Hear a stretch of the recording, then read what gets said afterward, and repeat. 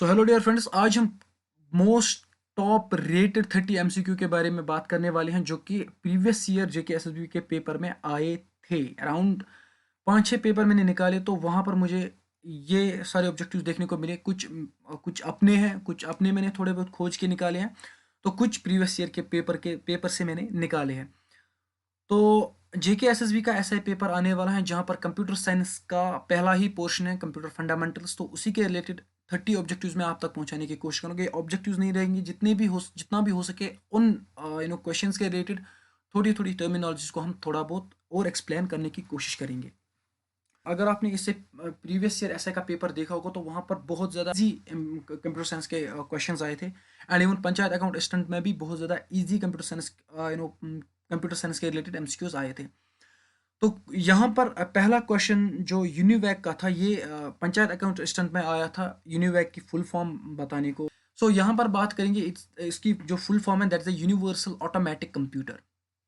Clear. अब UNIVAC के related थोड़ी बहुत और टर्मिनोलॉजी जानते हैं। देखिए, यूनिवैक को टू पर्सन्स इन्वेंटेड, दो व्यक्ति ने इसको इन्वेंट किया है। एक का नाम था Mauchly and another was Eckert, ECKART।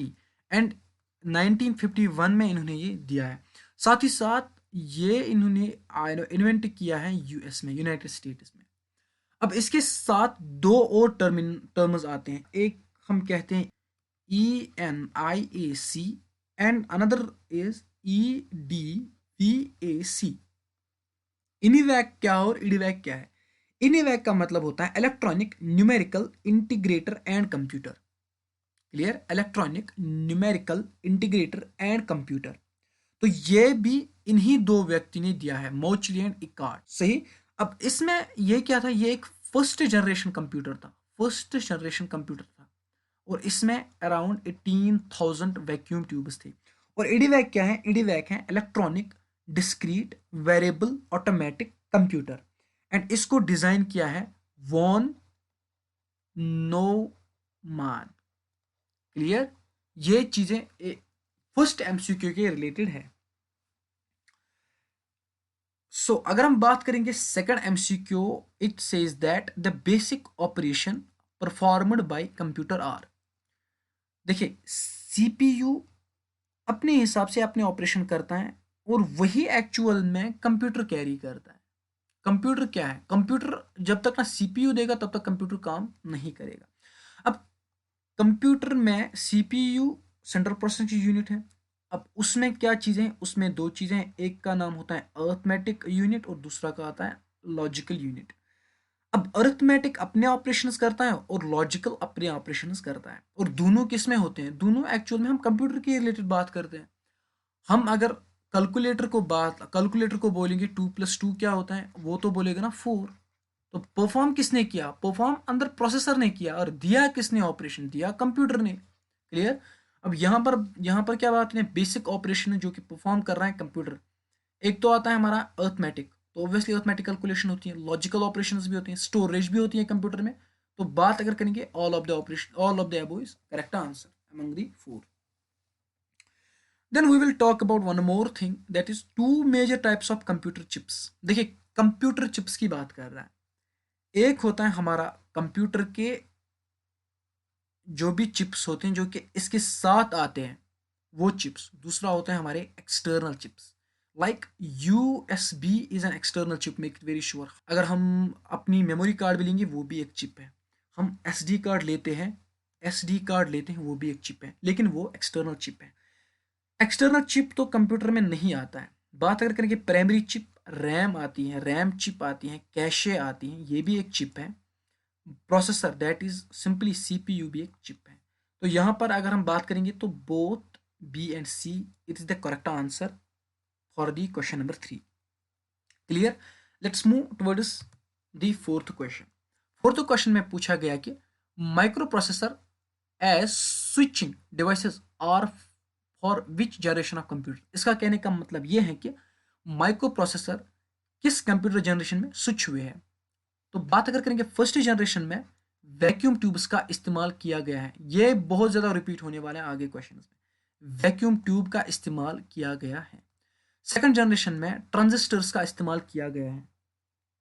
Clear? Second generation में ट्रांजिस्टर्स का इस्तेमाल किया गया है। थर्ड जनरेशन में अगर हम बात करेंगे तो आईसीज का इस्तेमाल किया गया है यहां पर, तो आईसीज का इस्तेमाल किया गया है। फोर्थ जनरेशन में हमारे माइक्रो प्रोसेसर्स का इस्तेमाल किया गया है। क्लियर? यहां पर माइक्रो प्रोसेसर का इस्तेमाल किया गया है। तो ऐसा हम कह सकते हैं ना कि माइक्रो प्रोसेसर फोर्थ जनरेशन में स्विच हुए हैं, तो ऑब्वियसली ये गलत नहीं होगा। फिफ्थ क्वेश्चन से मेन डिफरेंस क्या है मेन फ्रेम कंप्यूटर और सुपर कंप्यूटर के दरमियान। देखिए मेन डिफरेंस पूछा गया, large, small, fast, slow, this is not called as main difference, make it very sure. कुछ ऐसी डिफरेंस होनी चाहिए जो वाकई कोई प्रोसेसिंग के लिए डिपिक्ट हो, जो वाकई कोई क्यूरी एग्जीक्यूट करने में डिपिक्ट हो। तो बात अगर करेंगे यहाँ पे सबसे पहला यही यही दिया गया है कि super computer is much larger than, as I told you it is not a main difference. हाँ डिफरेंस है, there is no issue, difference है। सुपर कंप्यूटर छोटा होता है, मेन फ्रेम कंप्यूटर बड़ा होता है। सुपर कंप्यूटर कम काम करता है, मेन फ्रेम कंप्यूटर ज्यादा काम करता है। तो ये हमारा आंसर बनता ही नहीं है। तो सीधे ही जंप करते हैं सी पे। सी क्या बोलता है, सुपर कंप्यूटर आर फोकस्ड तो एग्जीक्यूट फ्यू प्रोग्राम्स। तो यहां पर अगर हम रोकते हैं, देखिए अगर आप वेबसाइट चलाते हो और वेबसाइट में आपने अपने कंप्यूटर को एज ए होस्ट किया है, क्या, वेब सर्वर, तो आप इसको समझ लेना ये एज ए सुपर कंप्यूटर यहां पर एग्जीक्यूट हो रहा है। क्योंकि जब भी कोई वेबसाइट पे क्यूरी करता है ना, तो वो आपके कंप्यूटर पे आते हैं और कंप्यूटर क्या करता है, जितना जल्दी हो सके उसको एग्जीक्यूट करवाने में मदद करता है। से फॉर एग्जाम्पल उसने लॉग इन किया, तो आपका कंप्यूटर इतना फास्ट होना चाहिए, वो लॉग इन पेज डिस्प्ले करना चाहिए। तो यहाँ पर अगर हम बात करेंगे, अगर कोई गूगल करता है, से फॉर एग्जांपल आपने गूगल किया JKSSB, तो जितना हो सके गूगल उतना ज़्यादा फास्ट यहाँ पर एग्जीक्यूशन करता है। तो साथ ही साथ अगर हम बात करेंगे मेन फ्रेम कंप्यूटर पे, ठीक है, जितना हो सके वो प्रोग्राम्स कंकरेंटली एग्जीक्यूट करता है। तो ये क्लियर डेफिनेशन है। तो मेन फ्रेम कंप्यूटर में जितने जितने प्रोग्राम्स वो कंकरेंटली एग्जीक्यूट करते हैं, और कंकरेंटली एग्जीक्यूशन का ये मतलब है कि बहुत सारे 100-200 प्रोग्राम्स कंकरेंटली एक ही साथ एग्जीक्यूट होते हैं। क्लियर? सुपर कंप्यूटर जितना हो सके उतना मेनी प्रोग्राम्स को एज मेनी एज प्रोग्राम्स को एग्जीक्यूट करता है। तो ये क्लियर नहीं है, क्योंकि सुपर कंप्यूटर जितना हो सके कम ही फ्यू इंस्ट्रक्शन एग्जीक्यूट करता है, बट वो बहुत ज्यादा फास्ट करते हैं। तो मैं तो जाता हूँ ऑप्शन सी के साथ। तो फिफ्थ क्वेश्चन का answer C, it is the correct answer. Clear? Now let's move towards the sixth question. ASCII and EBCDIC, ASCII and EBCDIC दोनों ही एनकोडिंग टेक्निक के लिए यूज होता है। ASCII भी एनकोडिंग टेक्निक के लिए यूज होता है, और हमारा EBCDCI भी एनकोडिंग टेक्निक के लिए यूज होता है। यहां पर अगर हम बात करेंगे ASCII, ASCII stands for American standard code for information interchange, और EBCDIC क्या होता है हमारा, extended binary coded decimal interchange code. तो क्वेश्चन क्या दिया गया है, ASCII and EBCDIC are the popular character coding technique. As I told you, these are the encoding systems that are being used to encode any character. What does EBCDIC stands for? तो मैंने definition में ही बोल दिया, extended binary coded decimal interchange code. तो आप ये लिख सकते हो, it is the correct answer, option A is correct answer. अगर आपको इस तरीके से क्वेश्चन आता है कि ASCII होता है ना, ASCII एक कैरेक्टर को कितने बिट्स में रिप्रेजेंट करता है, तो जनरली ASCII एक कैरेक्टर को 7 बिट्स में रिप्रेजेंट करता है, और EBCDIC उसी कैरेक्टर को 8 बिट्स में रिप्रेजेंट करता है। क्लियर? एक कैरेक्टर को ASCII 7 बिट्स में रिप्रेजेंट करता है, और एक कैरेक्टर को EBCDIC 8 बिट्स में रिप्रेजेंट करता है। आई होप ये चीज आपको क्लियर हुई होगी। Now let's move towards one more MCQ, that is, तो क्वेश्चन नंबर 7 क्या बोलता है हमारा, the brain of any computer system is. Any computer system का मतलब होता है हर एक कंप्यूटर सिस्टम, चाहे वो एक कैलकुलेटर हो या एक मोबाइल फोन हो, उसका हार्ट होता है हमारा CPU। CPU is the main game changing point of our computer system. ये ना हो तो कुछ भी, जैसे जैसे इंसान में ब्रेन नहीं तो कोई काम नहीं, सेंस नहीं, कुछ नहीं, वैसे ही एक कंप्यूटर में CPU नहीं तो कोई काम नहीं। Clear? Storage capacity of magnetic disk depends upon, देखिए जितने ट्रैक्स होंगे एक स्टोरेज स्पेस में, जितने ट्रैक्स होंगे एक स्टोरेज स्पेस में, उतना ज़्यादा कैपेसिटी बढ़ेगी। अब अगर ट्रैक्स फॉर एग्जांपल 5 ट्रैक्स हैं, से फॉर एग्जांपल 5 ट्रैक्स में उतने ज़्यादा बिट्स जाएंगे, उसी हिसाब से अगर 10 ट्रैक्स रखेंगे उतना ज़्यादा बिट्स जाएगी। तो जितना बिट्स होगी ट्रैक्स में उतना ज़्यादा हम स्टोरेज इंफॉर्मेशन भी स्टोर करेंगे। साथ ही साथ जितने पैक्स उसमें होंगे उतना ज़्यादा सरफेस भी होगी, और जितना सरफेस होगी उतना ज़्यादा हम डेटा उसमें स्टोर कर सकते हैं। So the correct answer of option 8 is all of the above. Now the thing is the two main kind of main memory. Main memory दो किस्में हमें बतानी है, प्राइमरी और सेकेंडरी। अब ये प्राइमरी क्या है, सेकेंडरी क्या है, ये तो दिया ही नहीं। ये मेमोरी है क्या है, ये तो दिया ही नहीं, तो ये तो कभी नहीं आएगा। रैंडम एंड सीक्वेंशियल ये तो कभी नहीं आएगा। RAM and ROM, ROM stands for read only memory, and RAM stands for random access memory. अब ये रोम होती हैं, ये एक तो लार्ज होती हैं, दूसरा स्लो होती है बहुत ज़्यादा। और इस पे क्या होता है, इस पे हमारा होता है रोटेशन पर मिनट। क्लियर। इसकी स्पीड जांच करने के लिए हमें होती है रोटेशन पर मिनट। क्लियर। अब रैम क्या होती है, रैम होती है हमारी रैंडम एक्सेस मेमोरी, और लो साइज ये तो एक लो होती है, दूसरा फास्ट होती है बहुत ज़्यादा। चलिए, तो ऑल ऑफ द अबव के साथ मैं तो जाऊंगा नहीं, then I will simply choose option C, ROM and ROM. These are the two kinds of main memory. Question number 11 कहता है, क्वेश्चन नंबर 10 आया नहीं, क्वेश्चन नंबर 11 कहता है कि टायरसम और बोर्डम किस चीज को इन चारों में से कहते हैं। क्लियर। टायरसम होता है जो कभी थकता नहीं हो, बोर होता है जो कभी बोर ही नहीं होता। एक्यूरेसी का मतलब ये है कि जब चीजें बहुत ज्यादा एक्यूरेट होती हो, उसमें मतलब नेग्लिजेंस होती है बट वो बहुत कम होती है, नेगेटिविटी होती है बहुत कम होती है। रिलायबिलिटी का मतलब ये होता है कि जो हम एक कंप्यूटर चीज़ को रिक्वेस्ट करें वो वहाँ से प्रोवाइड करे, जैसे कि गूगल एक रिलायबल चीज़ है, जो भी हम इसको यहाँ से बोलते हैं वो वहाँ पर देता है। और रिलायबल का ये भी मतलब है जितना हम साइज में एडअप करेंगे उतना ज़्यादा साइज होता है। तो टायर समर बोर्ड का कोई ज़्यादा चांसेस नहीं होती है। डिलीजेंस एंड वर्सटाइलिटी, डिलीजेंस क्या होती है ये हम पहले क्लियर करते हैं। देखिए, एक तो होता है केयरफुल, केयरफुल एंड प्रिजर्विंग, कि ये careful to carry about tasks. Diligence होता है careful to carry out tasks and perform duty, एक चीज हुआ। अब वर्सिटैलिटी किसको बोलते हैं, वर्सिटाइल का मतलब ये है कि हम चेंजेस कैन इजी, ऐसा कह सकते हैं चेंज आर इजी, मतलब चेंज करना बहुत ही इजी होता है। तो ना तो एक्यूरेसी के रिलेटेड टायरसम एंड बोर्डम है, ना तो रिलायबिलिटी के रिलेटेड टायरसम एंड बोर्डम है, ना तो वर्सटाइल के रिलेटेड टायरसम एंड बोर्डम है।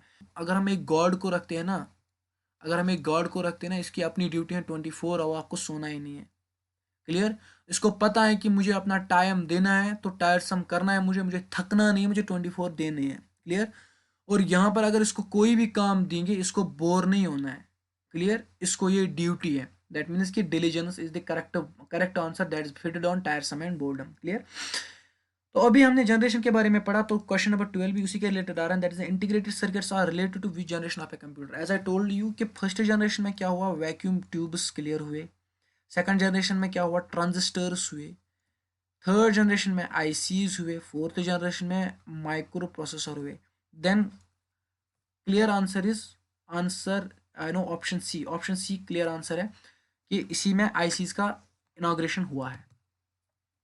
CD ROM is a, CD ROM क्या बोलते हैं, CD ROM is a compact disc read only memory, compact disc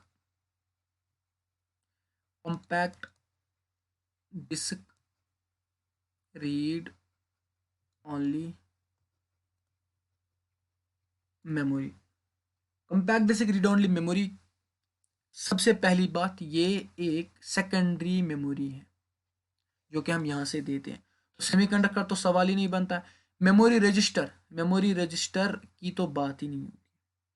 magnetic memory तो बात ही नहीं है। None of the above. Clear. ये क्लियर है, इनमें से कोई भी नहीं है, रादर ये एक सिंपल सा सेकेंडरी स्टोरेज है। हाइब्रिड कंप्यूटर होता क्या है? देखिए, सबसे पहले हम पहला ऑप्शन देखेंगे रिजेंबल्स डिजिटल कंप्यूटर, जो कि डिजिटल कंप्यूटर को रिजेंबल करता हो, अ, जो कि रिजेंबल करता हो एनालॉग कंप्यूटर को। अगर हम बात करेंगे दोनों को ही रिजेंबल करता है तो हाइब्रिड कंप्यूटर बोलते हैं। Hybrid computer computers of both the digital and the analogue things. Which type of computer uses 8 bit EB, extended binary coded decimal integer code? Clear? ये 8 बिट कौन यूज करता है? देखिए, ये वही यूज करता है जो बहुत बड़ा होता है।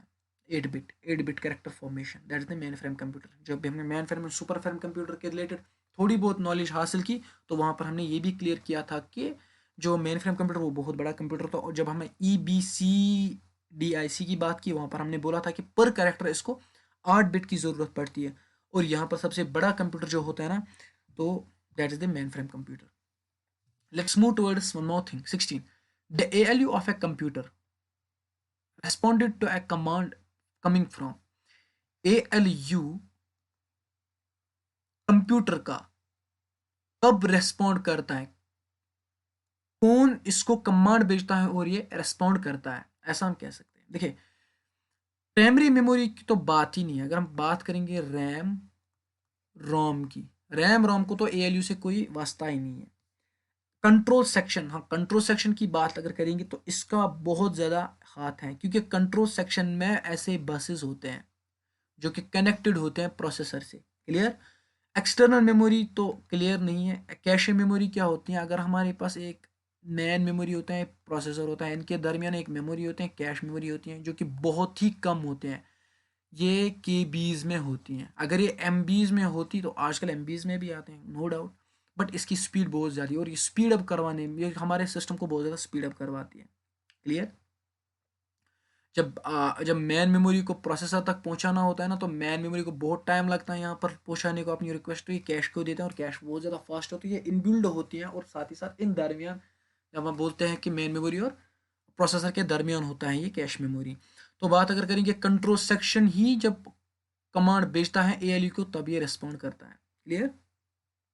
क्योंकि अगर हम बात करेंगे circuitry system is most important thing. Now move towards one more thing, chief component of first generation.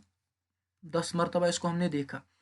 देखिए, ट्रांजिस्टर्स तो नहीं है, ट्रांजिस्टर चीफ था सेकंड, वैक्यूम ट्यूब था फर्स्ट, इंटीग्रेटेड सर्किट था थर्ड। नन ऑफ दैट तो नहीं है, नहीं, नन ऑफ दैट तो नहीं है। फर्स्ट जनरेशन मांग रहा है तो जाओ भाई वैक्यूम ट्यूब को क्लियर करके दो। क्लियर? वैक्यूम ट्यूब भी ऐसा है जो कि फर्स्ट जनरेशन में यूज हुआ है to produce high quality graphics. Hard copy, make it very sure, hard copy को पॉइंट कर देना। हार्ड कॉपी क्या होता है? जब हम कोई पीडीएफ किसी प्रिंटर को देते हैं, वो वहां से प्रिंट आउट एक पेज देता है, इस पेज को कहते हैं hard copy. Clear? In colour, colour wise कौन सा ऐसा प्रिंटर हमें अच्छी हाई क्वालिटी ग्राफिक्स प्रोवाइड करता है, बट हार्ड कॉपी ना कि सॉफ्ट कॉपी? मॉनिटर तो कभी आएगा ही नहीं, because monitor is use to display soft copies, PDFs, docs, PPTX, ये चीज़ें सॉफ्ट करने के लिए। हाँ, अगर ये चीज़ें होती तो क्लियर था। अगर अगर हमें ये हार्ड कॉपी ना आती, क्लियर, तो आरजीबी मॉनिटर था, क्योंकि आरजीबी मॉनिटर कलरफुल ग्राफिक्स के लिए बहुत ज़्यादा माना जाता है। प्लॉटर की अगर बात करें, देखिए, अगर हमारे पास होता ABC, प्लॉटर क्या होता है? Plotter line by line, line by line print करके देता है, और इसकी इसकी जो इंक है ना, वो वेस्टेज भी नहीं होती है। ए है तो ए ही प्रिंट करो, बी है तो बी ही, सी है तो सी, इसकी इधर उधर इंक नहीं होती है। और साथ ही साथ अगर हम कंप्यूटर ग्राफिक्स के रिलेटेड इसको देखेंगे, I think this is vector, this uses vector graphics. Clear? तो इंक जेट में बहुत ज़्यादा ये कमर्शियल यूज़ होते हैं, हमारे घर में भी यूज़ होता है। लेज़र जेट बहुत ज़्यादा बड़ी कंपनी, बड़े बड़े ऑर्गेनाइजेशन में यूज़ होते हैं, जहाँ पर बहुत सारी डॉक्यूमेंट्स को प्रिंट करना होता है। इसमें भी और इसमें भी बहुत ज़्यादा इंक वेस्ट होती हैं। और जब हम कलर्स की बात करते हैं, जब हम हाई क्वालिटी की बात करते हैं, तो इंक जेट और लेज़र प्रिंटर हाई क्वालिटी नहीं देते हैं, rather plotter is been used to produce high quality graphics in colour as hard copy is concern. I think till 18 we are good to go. Now 19 says what are the stages in compilation process. Compilation process में क्या क्या stages होते हैं। Feasibility study, feasibility study का क्या मतलब है? Feasibility study का ये मतलब है कि पहले किसी चीज़ के लिए स्टडी करना, फिर उसका डिज़ाइन करना, देन उसका टेस्ट करना। तो कंपाइलेशन में तो ऐसा नहीं होता है। आई थिंक कंपाइलेशन में ऐसा नहीं होता है। इम्प्लीमेंटेशन एंड डॉक्यूमेंटेशन, ये तो कतई आएगा ही नहीं। लेक्सिकल एनालिसिस, पहले चीज़ों को एनालाइज करते हैं, देन एक सिंटेक्ल एनालिसिस बनाते हैं ताकि हम कोड लिखें, देन उसके बाद कोड जनरेट करता है। तो कंपाइलेशन फेज में यही आता है। आई थिंक यही आता है। लाइक हमें पहले एनालिसिस के बारे में पता होना चाहिए, देन उसके बाद सिंटेक्स एनालिसिस के बारे में पता होना चाहिए। लाइक इसमें आते हैं लेक्सिकल, अगर हम बात करेंगे लेक्सिकल टोकन्स की, इसमें आता है ये आता है, ये आता है, सेपरेट आता है, ये आता है, ये सारे लेक्सिकल एनालिसिस हैं।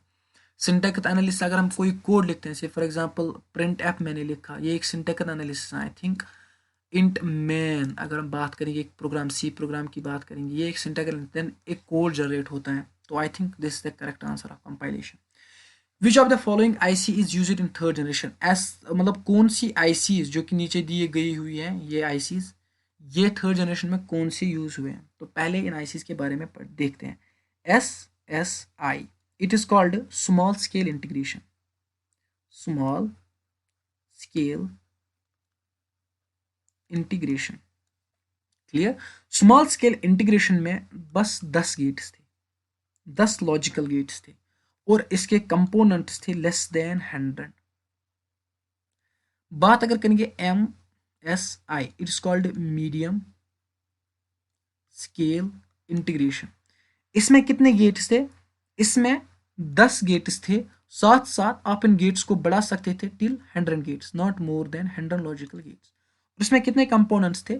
इसमें लेस देन थे, less than 500 components, but greater than 100 components, clear.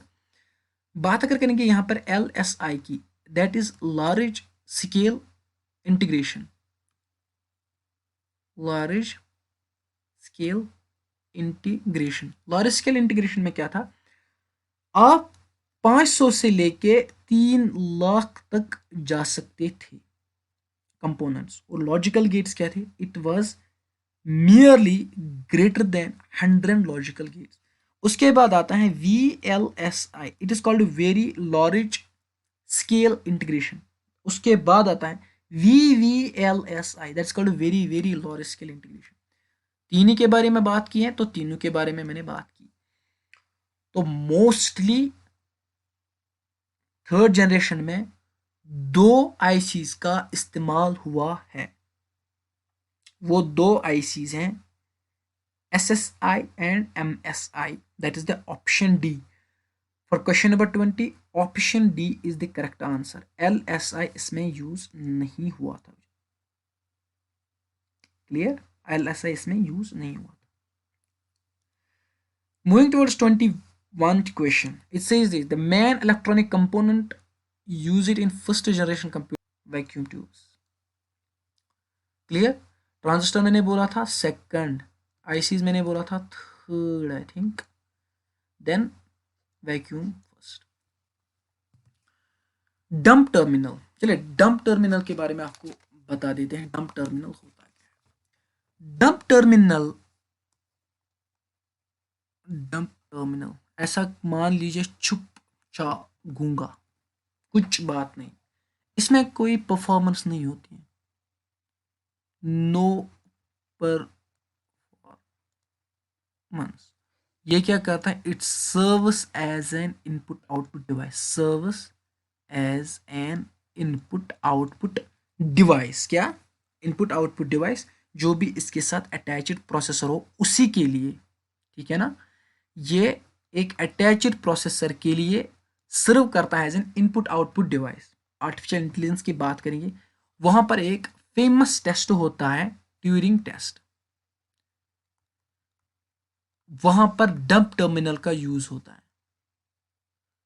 Dump terminal, और डंप टर्मिनल में 2 ही चीजें थे, एक तो कीबोर्ड जहां से इसको इंस्ट्रक्शन दी जाती थी, और एक तो स्क्रीन जहां से इसको मॉनिटर किया गया। एंड लकीली यहां पर ऑप्शन डी है, keyboard and screen, that is the correct answer. Dump terminal keyboard and screen, it is the correct answer, correct answer सही। 1 मिली सेकंड, इस पे तो कोई बात ही नहीं है, 1000th of second is 1 millisecond. Now the output quality of a printer is measured by, ये दो ऑप्शन में से कॉन्फ्लिक्ट है, क्या है, ये दो ऑप्शन में से कॉन्फ्लिक्ट है। बहुत सारी जगहों पे मैंने देखा है डॉट पर स्क्वायर इंच, एंड बहुत सारी जगहों पे मैंने देखा dot per inch. Then I take my book of first sem, it is dot per inch.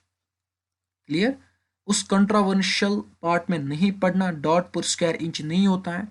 जब हम प्रिंटर की क्वालिटी बात करते हैं वहां पर आता है हमारा पेज, और पेज पे हम बहुत सारी इमेज को फेच करते हैं, जिस हिसाब से डीपीआई होगा उस हिसाब से प्रिंटर काम करेगा, और जितना डीपीआई अच्छा होगा उतना printer high quality provide image करेगा। Clear, will move towards 25th of question. तो बहुत इजी क्वेश्चन थी, उतना ज्यादा हेक्टिक नहीं था, बहुत इजी क्वेश्चन थे। 25th क्वेश्चन क्या कहता है हमारा, which of the following was a special purpose computer. बात अगर करेंगे स्पेशल, स्पेशल पर्पस कंप्यूटर उस कंप्यूटर को बोला जाता है जो कि for special purpose, or we can say only specified to a single task, specified to a single task, like say for example calculator। Calculator पे आप कभी कॉल कर सकते हो नहीं, हाँ मोबाइल फोन में कॉल कर सकते हो, कॉल प्लस कैलकुलेशन, ये दो चीजें होती हैं, तो इसको कहते हैं जनरल पर्पस।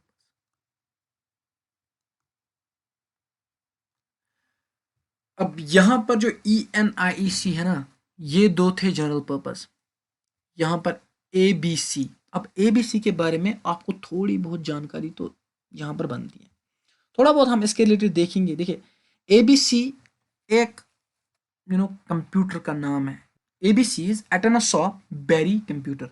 एंड अगर हम बात करें, it is the first automatic electronic digital computer. क्या था, first automatic electronic digital computer.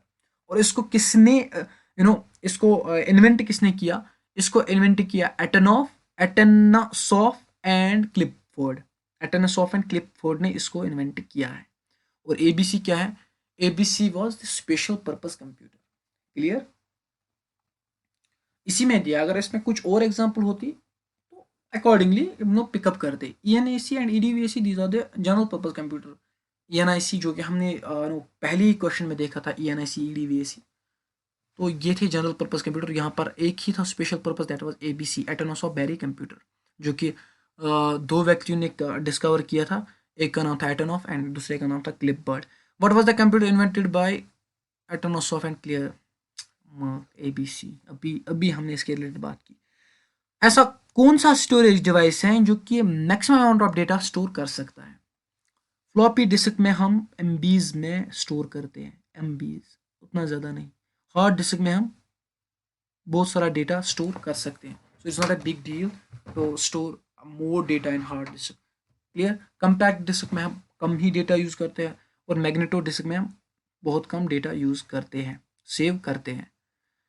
तो यहाँ पर option B is the correct answer, because the thing is इसी में हम मतलब बहुत ज़्यादा मैक्सिमम से मैक्सिमम अमाउंट हम इसमें डेटा स्टोर करते हैं हार्ड डिस्क में।